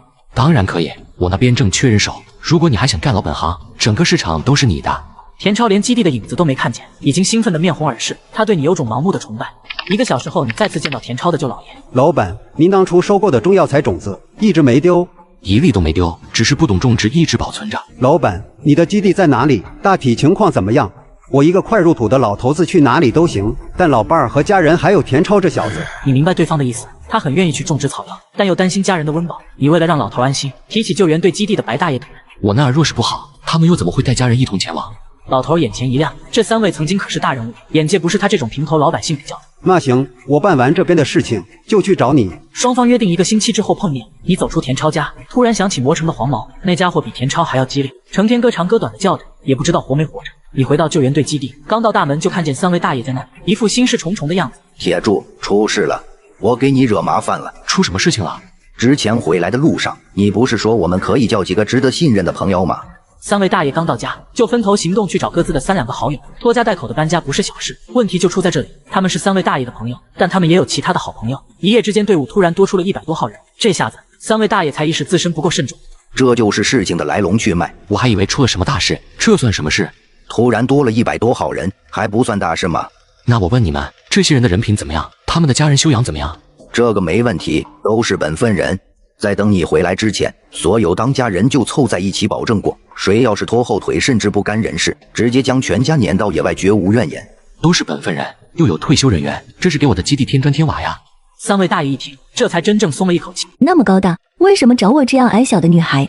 我可以随时请你，你却做不到哦。没错，能让曾经的高冷女神对你如此贴心，不仅是因为你情商够高，骚话连篇，最主要的是末世降临，不得不依附于你。此刻你正在和白大爷等商量如何往基地去。这么多人，直升机的飞多少趟啊？一趟趟的飞付出的代价太大。没事，我在海边藏了一条渔船，造价1000多万的那种。你趁机请教白大爷，想向官方基地借队员之事。借队员肯定不行，毕竟你这边是私人基地。除非你这样。又等了几天，白大爷的儿子白队长回来了，还带来了好消息。黑鹰包括配备的火器可以跟你进行交易，但前提是黑鹰只能由我老爹负责驾驶，并且我还得为我老爹担保。假如有一天黑鹰打向自己人，我会紧跟着持枪子。我那边的实际情况，白大爷私下都跟您说过了吧？我愿意拿出一部分的粮食和中草药，跟你这边的基地做长期交易，但是却有很多麻烦事儿。你铺垫了这么多，到底想说什么？借10个队员给我，专门负责物资在陆地运输安全。你咋不上天啊？10分钟以后，白队长直接调来10名队员跟你走了。你和白大爷、田超等人坐着直升机比那些船上的早就都到了。到了以后，你就先安排做饭。谁会做饭？先做点吃的。这时田超开口说道：“做饭就交给我了，俺啥都会做。粮仓在那儿，想做什么你自己看着办。大家都先休息1天吧，都挺累的，明天再开始忙活。”可是5分钟以后，就看见田超烧了一锅水，准备下面条。你说做饭交给你，就是煮一锅面条。田超有些懵了，面条不好吗？他都很久没吃过面条了。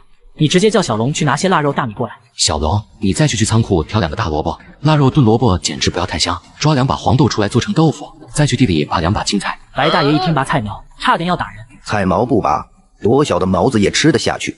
等长成了大白菜，一颗够多少人吃了？最后实在没办法了，白大爷只能妥协。我来摘，省得被你们年轻人乱摘一通。吃完饭以后，你和白大爷来到山顶。铁柱，等船上的人来了，你打算怎么安排？您老觉得呢？成年人一律住在山下，不管是开荒还是管理难民，本来就需要守在山下。也许会有人生心不满，这个由我去说。无亲无故，本来也不是接他们来纯享福的。由俭入奢易，由奢入俭难，主要还是为了提前防止某些事情的发生。你觉得很有道理，白大爷的想法跟你不谋而合。从始至终，你也没准备把人全部安排在山上，孩子就留在山上读书，年满15岁就放下山历练。你此话一出，白大爷直接看向你。白大爷活了1把年纪，哪里不明白你这句话的内涵？说质子太严重了一点，但确实跟质子没差别。末世之下，人心隔肚皮，他挺理解你的这个决定。2天后，所有人到了这里，紧接着你立刻指挥田超，大家一路舟车劳顿，你赶紧安排做饭。行，今天正好是大年30，咱们包饺子煮汤圆。今天是大年30，好日子。那今天大家一起吃杀猪饭？杀猪饭？猪在哪呢？我在山上还放了一批物资，一会我带几个人去把猪弄回来。吃完饭以后，白大娘看着精美的盘子说道：“这盘子真美，听说隔壁基地有一帮富太太，一直在寻找精美的餐具。”隔壁基地自然是指明城的官方基地，天灾之前的那帮大富豪全在那里。大娘，那帮富太太除了餐具，还寻找其他物资吗？面膜、衣服、鞋子什么的，都是一些不能当饭吃的东西。那他们用什么物资交换呢？他们手里有那么多的粮食吗？听说这帮富人手中有很多粮食。末世之下，粮食才是重中之重，亲自跑生意这是不可能的。你现在的重心是将居住地打造成一座基地，但是由谁负责这一块的交易呢？这个人得好好物色一下。此刻白大爷找到你，住宿不要紧，搭帐篷挤挤就成，主要是挖掘机得弄下去，靠人力清理废墟进度太缓慢。不用，我在山下藏了很多物资，包括了挖掘机、耕地机、收割机、电缆等。白大爷先抬头看向山上，又转头看向悬崖。刚才风大，我没听清，你是说你在山下还有很多物资？山上、山谷、山下都有物资，你这小子到底有多少物资啊？但又仔细想了想，你凭一己之力收集到海量的物资，分开藏才合情合理。漠视人心险恶，总要提前做好被人连锅端的准备。说完，白大爷就要和你一起下去看看。不行，我得先下去瞧瞧物资还在不在。我藏物资的地点不能让别人知道。赔啥呀？可哪赔？陪你一起去，还怎么使用金手指？你找了个地方睡了一觉回来了，弄好这些东西分分钟的事情。末世降临，邻居姐妹花来到你的房间。铁柱，让我来给你揉揉。正好，我的肩膀有点酸。为什么曾经的高冷女总裁如此卑微？因为末世之中你不仅拥有金手指，还每天锻炼身体，体质出众。正当你享受暗间之时，你的基地被一帮人盯上了。大山深处有一群人正在暗处观察基地。原以为是普通人隐居在此，没想到他们竟然有黑鹰。我们要不要抢过来？肯定要，把直升机抢到手，咱们就可以离开这个鬼地方了。原来为首的叫楚凡，他们进山是一起找物资的，却被困在了这里。情况有变，山上下来人了，人数不少。不就是一帮老头儿老太太吗？我们跳出去就能把他们吓得腿软，抢了直升机咱们立刻走人。不能乱来，我靠近听到一些对话，他们都是从宁城来的。他们之中没有宁城人，但有魔城人、杭城人和州城人。他们的确是从宁城来的，下山好像是为了开荒。一群人震惊不已。开荒？宁城沉没入海了吗？不然好好的跑来这不毛之地开什么荒？你们先在此等，我去正面打探。他们手里有热武器，不到万不得已绝不能发生正面冲突。有热武器怎么了？还怕了他不成？大不了跟他拼了。拼你个头！你们的目的是回家，命都拼没了还回个屁的家！一群人凑到一起嘀咕了一阵。楚凡独自一人离开，你这边则带着一批人来到山下，各种挖掘机等机械摆在面前，简直太让人震惊了。铁柱，你独自一人收集这些物资，真是太辛苦了。大家动起来！现在有了这些机械，咱们更要努力创造出更好的未来。正当大家在作业的时候，不远处楚凡正在死死盯着你。一旁警戒的小龙发现他，带着2个人直接拿下了楚凡，将他带到了你的面前。他说他也是救援队，曾经服役于京都。上次没炸死你的孙子，小爷今天非把你打成筛子。原来上次你开着黑鹰出来逛的时候，被这个人拿着狙给了一枪，还好打中的不知直升机的要害部位，要不然你就当场嘎了。大哥，你别冲动，老子冷静的很，我现在就要废了这家伙。嘿！正当你准备动手之时，树林里出来了一群人。住手！你们要是敢动他，我们就跟你拼命！白大爷看着他们的服装，认出了他们的身份。你们是救援队的人？一群人中一个老头站了出来，开口说道：“我不是，他们这群人是救援队的。大家不要冲动，都是自己人。自己人个屁！那天狙咱们飞机就是这个孙子。你把老子的直升机狙了个洞，老子今天也要在你身上戳个洞。铁柱，别冲动，这里面肯定有误会。你不是丢了2个雷子炸我吗？就当扯平了。是啊，铁柱冷静一下，都是自己人。这孙子打坏我的直升机，我冷静不了。我们看见了黑鹰，以为你是鹰将跑来这里为非作歹，想歪了，所以才动手的。你听了楚凡的解释，才平息心中的怒火。放过你可以，不过打坏了直升机肯定得赔。一群人穷得叮当响，你们得帮我干活，尤其是你，打扫厕所去。自从暂时收留了这群人，你的脾气一天比一天火爆。尽管这群人乖乖交出了武器，每天一声不吭的埋头干活。白大爷、老李、老姜3人每天忙着指挥作业，同时还要忙着哄你。每天说的最多的一句话就是“小祖宗息怒”3位大爷表示心好累。1个半月时间，方圆500米废墟化平地。你大手一挥，安装电网。一群人一脸震惊，还要安装电网？楚凡和老头现在就想离开城。老白，电网都安装上了，到底什么时候开船回去？你先安抚好那帮人，我问问铁柱。吃完饭的时候，白大爷来到你的身边。之前你不是说每3个月向官方基地送一批物资吗？是那帮人急着坐船走人吧？急什么？给我把地更了才准走。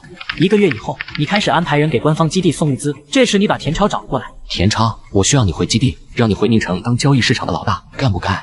我当然干了。你带着田超来到山洞，一只集装箱里面摆放着一堆纸箱。田超打开面前的一个纸箱，精美完好的餐具跃入眼前。老板，这就是我要负责销售出去的货吗？不仅是这些，旁边这2个集装箱的东西也是，各种面膜、衣服、包包等。田超震惊，老板怎么什么物资都有？震惊之后，他开始担心。老板，衣服、鞋子什么的还行，餐具和化妆品能出手吗？那些难民连饭都吃不起，怎么会来买这些？谁让你卖给难民？你的顾客就是2座基地里的富人，你的任务就是利用这些物资掏空他们手中的粮食。老板，我一定把他们手中的粮食掏个一粒不剩。叫老公，叫了就让你吃红烧肉。老公，你坏坏的样子，我好喜欢。没错，曾经看不起你、诋毁你，甚至给你绿帽，高高在上的前女友，只能乖乖的站在你的面前。末世降临，谁有物资谁才是大佬。你的追求不仅是自己过得好，还要拯救所有人。此刻你正安排人给官方基地送物资，准备去基地做生意的田超来到你的身边。老板，想要独霸宁城的整个交易市场，靠我一个人是不行的，能不能拉上炸天帮？我建议你再拉上陈家帮和蒋家帮，我让你负责整个宁城的市场，你就不能以从前2道贩子的思想做事。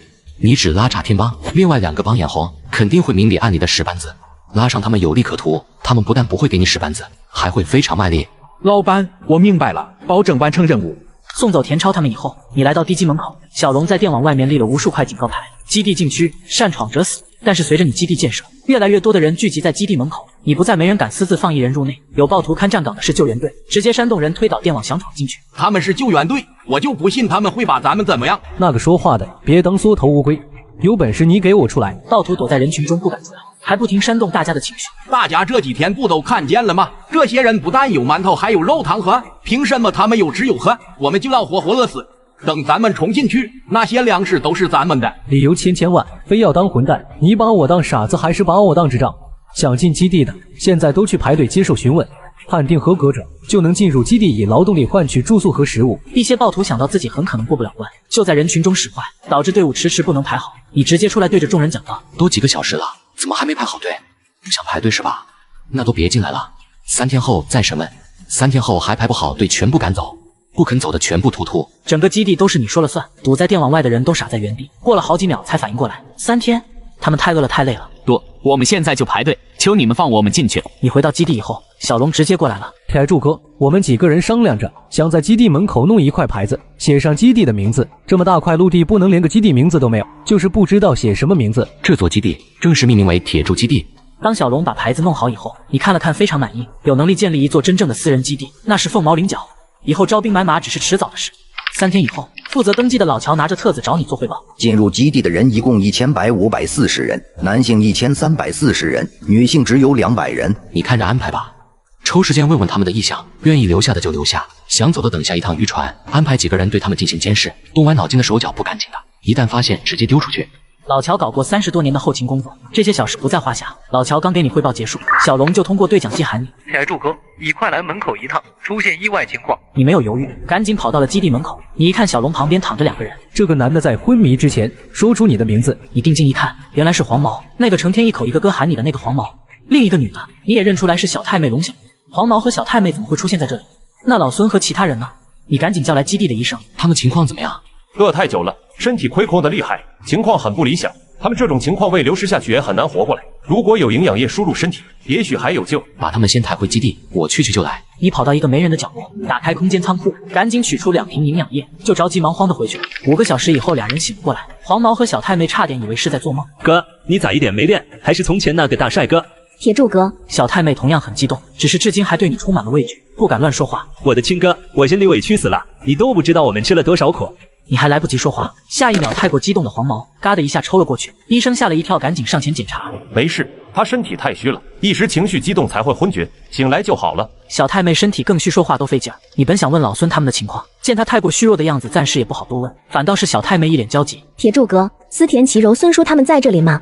见你不说话，小太妹心里就明白了。好好休息，先把身体养好再说。不是降临天灾来袭，你意外重生了。上一世你被女友一晚上戴99次帽子，重生后你第一件事就是嘎了前女友，而且还建立属于自己的末世基地。正当你在基地让小太妹给你按监时，小龙通过对讲机喊你：铁柱哥，有人带着一群人来了，要进入基地。你突然感觉有点不妙，一溜烟跑到基地门口。大佬你好，我们都是本地人。大地震之后暴徒太多，我们一直躲在岩洞中不敢出来。最近我们发现废墟变基地，这才急着赶来投靠你们的。这是我的证件。你接过证件打开检查了一番，觉得没有什么问题。天府聋哑学校的副校长。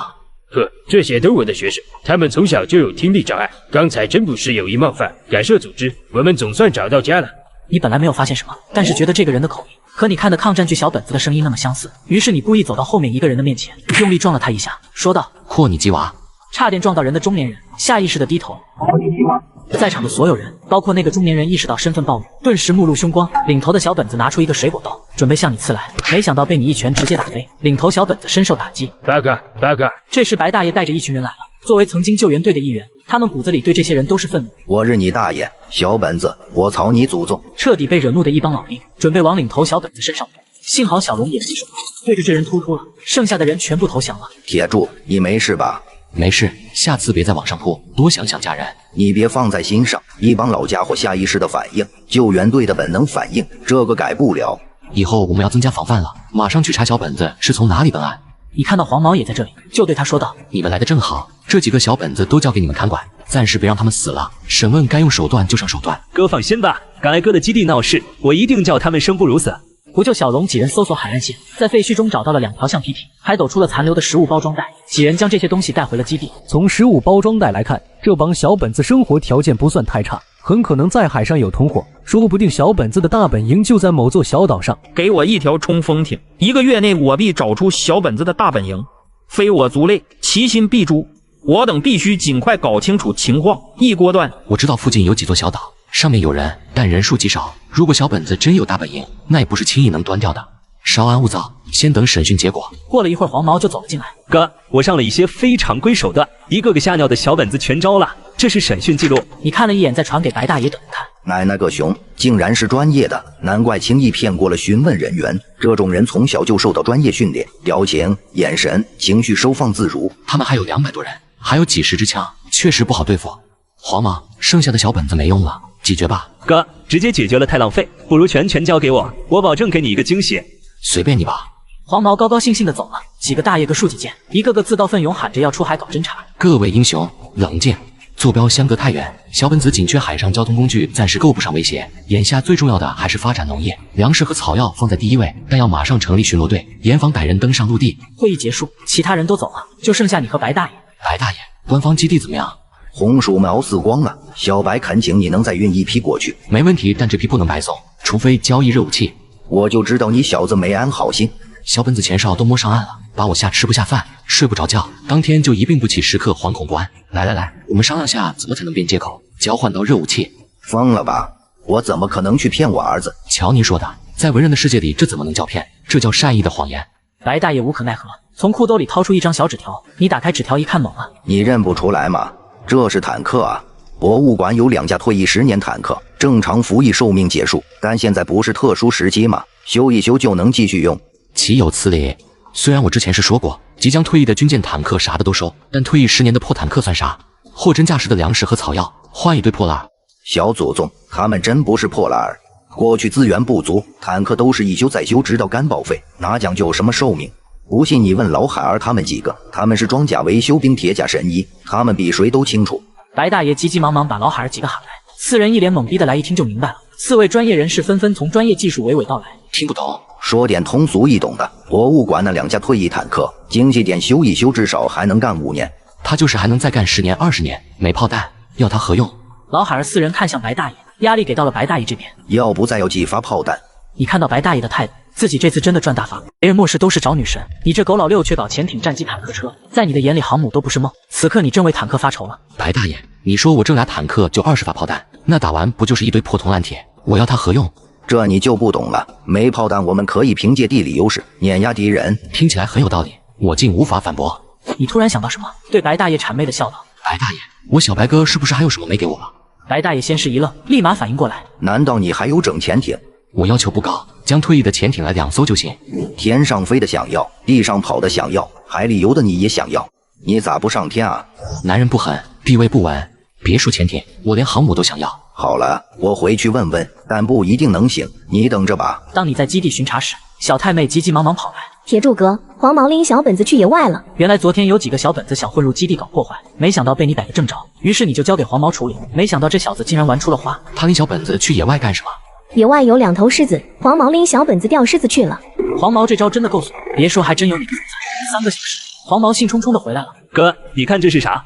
没想到黄毛竟然抱着一个小狮子回来了。对于黄毛的操作你也很无语，真是末世见啥都往基地带。我拎着小本子准备去钓狮子，结果野外那帮暴徒先一步动手，到的时候狮子已经奄奄一息，我就把那2个小本子扔给了暴徒，抱起小狮子就走了。你弄回来以后谁照顾啊？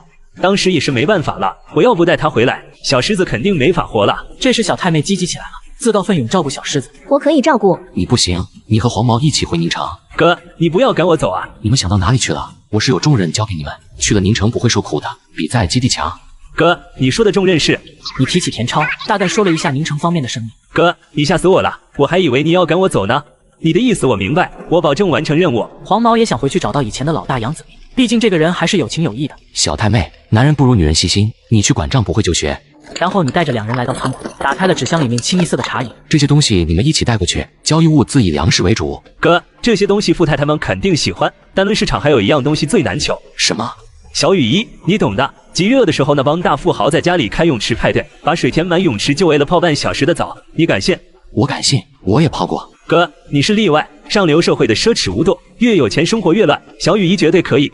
黄毛口若悬河，生意经一套套的搬出来。别小看了那帮富太太富千金呢，男人好美女，天灾之前就喜欢花天酒地，包养3、4、5、6，女人慕强，天灾之前就喜欢给有钱人当3，还有那种又薄又透明的衣服，绝对也是非常畅销的，女人都希望让自己的男人开心。你瞥了一眼黄毛，这家伙说的一套一套的举一反三，提出的每一种物资空间里都有。物资没问题，你说的那些物资我都给你，你记住一点，交易来的顶尖物资直接运回来。小的遵命。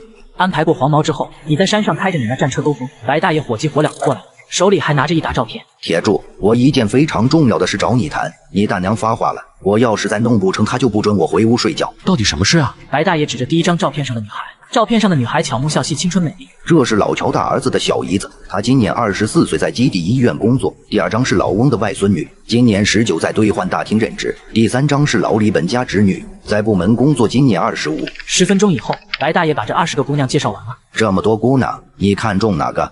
你一脸懵，这都什么跟什么呀？下一秒，你突然眼前一亮，拿着白大爷手中的那沓照片。小龙，你们过来，别说哥不照顾你们几个，快来挑老婆，一个赛一个漂亮。我们这是在给你介绍相亲对象，关他们什么事？这我就不懂了，不都是单身未嫁的姑娘吗？小龙他们10个也是单身，这不正好吗？好个屁！小龙等10个小伙子是很好，但现在僧多粥少。白大爷在官方基地把你夸得天上地下无所不能，还不忘画一句重点：有车有船有飞机有基地有粮食，毫无人性。您老这想法不错，不如您去开个婚介所，解决末日单身男女的终身大事。开个屁的婚介所！大家这是在帮你解决终身大事。感情只会干扰我行走江湖，女人只能影响我拔刀的速度。以后再不听话，看我怎么把你屁股打开花。人家知道了，以后听你的就是。曾经的傲娇女神，如今在你面前娇羞的不忍直视。上一世不仅被女友一晚戴66顶绿帽，还帮别人养了30年儿子。重生以后，你势必要扬眉吐气。正当你和龙小云在吟诗作对之时，突然想到300里外的小本子还在虎视眈眈，你急忙去找到楚凡，就是那个打你直升机的楚凡。楚凡，听说你枪法很准，现在你跟着我走。楚凡觉得你没憋好屁，但还是起身跟在身后。你叫上白大爷，开着直升机出发。1个小时后，你们找到小本子的渔船，东南方向，船上9个人是小本子。这片海域距离你的基地只有100多海里，如果不处理掉，肯定会引来小本子的大部队。楚凡，现在给你个机会，瞄准小本子驾驶舱的船员，看你能不能命中。楚凡看了你一眼，拿起狙击枪摆好姿势，准备好以后可自行射击。30秒后，只听一声，楚凡直接将小本子的驾驶室打穿了。突然受到攻击的小本子们一个个准备开战，可是没有想到楚凡又挡在了。正在这时，水里出现了一条鲨鱼，直接撞向了小本子的渔船。3分钟后，渔船直接沉没了。正当你们在海面寻找小本子的岛屿时，不远处你发现一个小岛上有一群。当你拿出望远镜，看到岛上牌子写着阳光小区时，你才想到末世前你住的不就是这个小区吗？你赶紧让白大爷把直升机降落。你刚到岛上，不远处一个女人向你冲了过来。你定睛一看，是杨思甜。铁柱，你终于来了，我等你等的好辛苦。大佬，我终于见到你了。这时，另一个女人也跑了过来，这不就是你的邻居齐柔吗？我这不是来了吗？大家都不要哭了。分别2年多了，一个个看着过得很是辛苦。杨思甜主动拉出一个年轻小伙子。铁柱，他叫小万，多亏了他的照顾，我们才能活到现在。你简单的跟小万等人客气了几句，现在不是寒暄的时候。老孙和其他人呢？我们分开了，我们也不知道孙叔在哪里。你走后，我们就按你说的，出城找了一块平地扎营。那天突然来了一帮暴徒，抢走了我们所有的物资，后来就地震了，我们也就失联了。你安慰了大家几句，把杨思甜和齐柔叫到一边。我是为了收服几座岛屿而来，方圆200海里都要仔细搜查一遍，暂时不能带你们走。飞机上有物资全部留给你们，你们责任安抚大家，顶多1、2个月一定来接你们回基地。铁柱，有你这句话就够了，相信你一定会来接我们的。那是大男人言出必行。回到基地以后，你立马叫来白大爷、楚凡等人开会。楚凡，从今天开始，你多了一个任务。不出基地的时候，你得负责训练。等新一轮的人进入基地，你挑一批人操练起来，交不出几个兵王，老子弄死你。这个可以。白大爷，您城官方基地不是讲什么积分吗？贡献积分，用积分换取物资，很合理。这个办法想得很周全，贡献积分值得借鉴。以后铁柱基地实行贡献制，贡献高的住大别墅，贡献低的住外围，没贡献的取消居民资格，绝不养一个饭桶。基地是你的，你说了算，你怎么安排我们怎么做行啊？第2天，当你和白大爷、楚凡开着直升机在巡查海面时，一座小岛上发现可疑群。看清是什么人了吗？鹰将。但是鹰将怎么会出现在这里？这里可是华夏国土，难道那场史无前例的大地震将鹰将的一块土地推到了这里？鹰将不是好东西，掠夺是他们的本性。这里距离基地不到300海里，他们很可能拥有大量热武器，必须将这个情况报告给宁城官方。不急，拉开一个安全距离，绕岛飞行1圈。回去之后，你对观察做出了分析。这批鹰将可能是驻炮蔡国的部队，毁天灭地的大地震，导致他们以及一部分小泡菜逃到了这里。你将自己的分析结果讲给白大爷听，白大爷听得直皱眉。这可不是好事。这批鹰将热武器多不胜数，并且是世界最前进。一旦让他们造船成功，很快就会登陆我们的基地，并且鸠占巢穴。还有宁城，一旦让鹰将盘踞在我们基地，宁城也就不安全了，事关重大。我建议上报给官方基地出动潜艇。专业的是让专业人来干，但是我们飞往宁城少说也要10天，10天鹰将的船都能下水了。等宁城派出潜艇，附近几座岛屿上的人早就遇难了。听我的，回基地开黑鹰。你有自己地算盘，先用黑鹰迷惑鹰将，一发炮弹打飞2条大船，船还没下水就报废。鹰将想要再次打造，至少3-5个月。铁柱，姿势体大，这你一切都是你说的算。富贵险中求，鹰将手里的热武器我要定了。但是铁柱啊，我是为你好，热武器再好能好过你这条命吗？按你的方案去做，但你必须留在基地，我们不能让你冒险。回到基地，白大爷立刻把几个老友叫到一起，简单介绍鹰将所在岛屿的外围情况。敌情不明，这次的行动是远距离打击鹰将的船只。老千，你是老炮手，争取只用一发火的打烂2条船，打烂船只我们立刻就撤，出动黑鹰靠近。虽有一定的迷惑性，我们打的就是一个措手不及，但不是100%平安归来。你们3个有什么想法？现在就说。3个人的想法很简单，死他们不怕，退休多年还能再热血一把，与其说怕死，还不如很兴奋，仿佛又回到了年轻的时候。